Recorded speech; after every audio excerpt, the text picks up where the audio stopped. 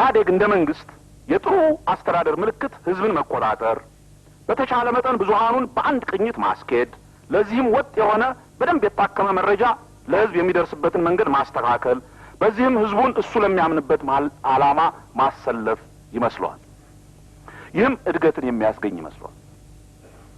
እኛ እንደ ቅንጅት ለአንድነትና ለዲሞክራሲ የምናምነው ልማት የሚመጣው በነጻነት ነው ብለን ነው።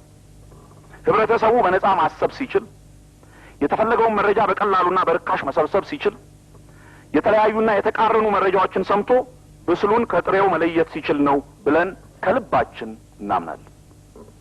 የአጠቃላይ የኢኮኖሚ እድገት የሚመጣው እያንዳንዱ ዜጋ በሚያደርገው እንቅስቃሴ እንጂ በመንግስት ጥረትና ዕውቀት አይደለም እንላለን። ስለሆነም ለመረጃ መለዋወጥ አስፈላጊ የሆኑ የመገናኛ ስራዎች በአንድ ኃይል ያውም በመንግስት እጅ ብቻ መሆን የለባቸውም እንላለን። ይህ መንግስት ለስራቸው መሰረት የሆነውን መረጃን በሰፊው መጠቀም የሚያስፈልጋቸውንና በነጻ ማሰብ የሙያ ግዴታ የሆነባቸውን መምህራን እንኳን ካልተቆጣጠርኩ ብሎ መከራውን የሚያይ መንግስት ነው። የመብራትና የኤነርጂ አገልግሎት አቅርቦትንም በተመለከተ ከዚህ መንግስት ጋር ሰፊ ልዩነት አለ። መንግስታችን እንደተለመደው በዚህም በኩል ተአምር እየሰራው ነው ይለናል። ነገር ግን በመብራት አቅርቦት ሀገራችን ያለችበት ደረጃ በእውነቱ እጅግ የሚያሳፍር ነው። አምና በወጣው የዓለም ባንክ ስሌት መሰረት ውሃ በተትረፈረፈባት ሀገራችን በነፍስ ወከፍ የመብራት አቅርቦት 22 ኪሎዋት አወር ነው። ከሰሃራ በታች ያሉት የአፍሪካ በአማካኝ ከ20 እጥፍ በልጦ በነፍስ ወከፍ 432 ኪሎዋት አወር ይደርሳቸዋል። የጎረቤታችን ኬንያ ህዝቦች የእኛን 5 ጊዜ እጥፍ መብራት ያገኛሉ። በየጊዜው የሚደርሰውን የመብራት መቋረጥ ትተን የከተማው ኑሮና የኢንዱስትሪው ምርት ራሱ እንደ ገበሬው ዝናቡን እየጠበቀ የሚካሄድ የምርት ዘርፍ ሊሆን ምንም አልቀረው። ዝናብ በደንብ ባልዘነበበት ዓመታት መብራት በፈረቃ በሳምንት አንዴ ወይንም ሲያሻው ሁለቴ መብራት የማይገኝበት ሁኔታ እየተለመደ ሄዷል። እኛም እንዲህ አይነት ችግሮች በሚከሰቱበት ጊዜ ችግርን ለመቋቋም በደነደነው ትከሻችን ከንፈራችንን እየመጠጥን እንቀበለዋለን። በጣም ሲበዛብንም ጉዳዩን ለጊዜር አማረን እንተዋለን። ትንሽም ቢሆን ስራ በብዛት በመፍጠር ህዝቡን እየታደገ የነበረው የንግዱና የአነስተኛ አገልግሎት ዘርፍ በየጊዜው በመንግስት በኩል በሚደርስበት ኩርኩም ብዛት ወደ ላይ ሳይሆን ወደ ታች እንዲያድግ ይህ መንግስት የፈረደበት ይመስላል። ከህዝብ ወረሰው በቀበሌዎች በሚተዳደሩ ቤት ላይ እስከ 1000% የቤት ኪራይ በመጨመር አነስተኛውን ነጋዴ ሲያንጫጫውና ብዙውን ከንግድ ውጭ እንዳደረገው የደረሰበት ሁሉ ያውቋል። ይህንኑ ጨካኝ ውሳኔ አድማሱን በማስፋት በዚህ ዓመት በኪራይ ቤቶች በሚተዳደሩ የንግድ ቤቶች ላይ ሊያደርግ የጀመረውን ከፍተኛ የኪራይ ጭማሪ ከተጀመረ በኋላ እንዲቆም የተደረገው ለንግዱ ህብረተሰብ በማዘን ሳይሆን ይህችኑ ምርጫ በመፍራትና እሷ እስክታልፍ ለመጠበቅ መሆኑን የከተማው ነጋዴ ቀድሞ የደረሰበት።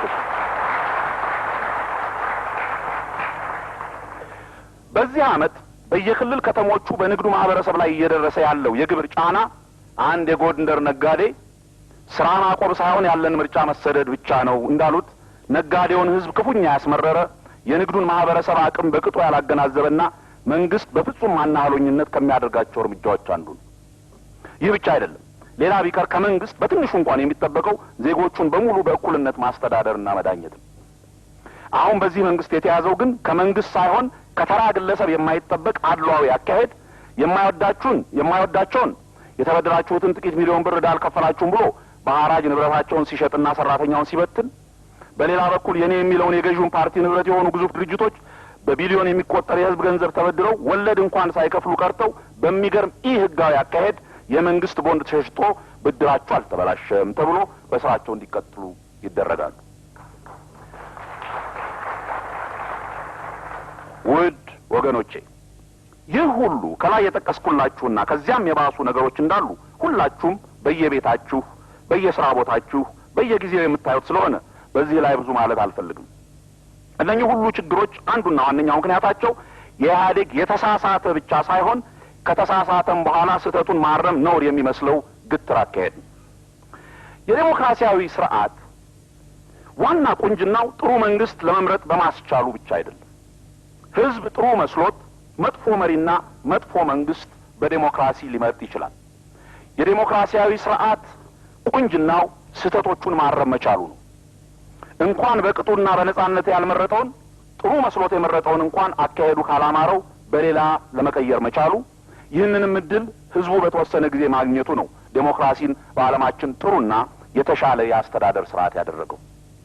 እንዲህ አይነት ስርዓት ባለባቸው ሀገሮች መንግስት የህዝብን ቁጣ ሳይጠብቅ ስህተቱን በቶሎ በራሱ ያርማል። በማን አለብኝነት በስህተት ላይ ስህተት እየጨመረ አይሄድም።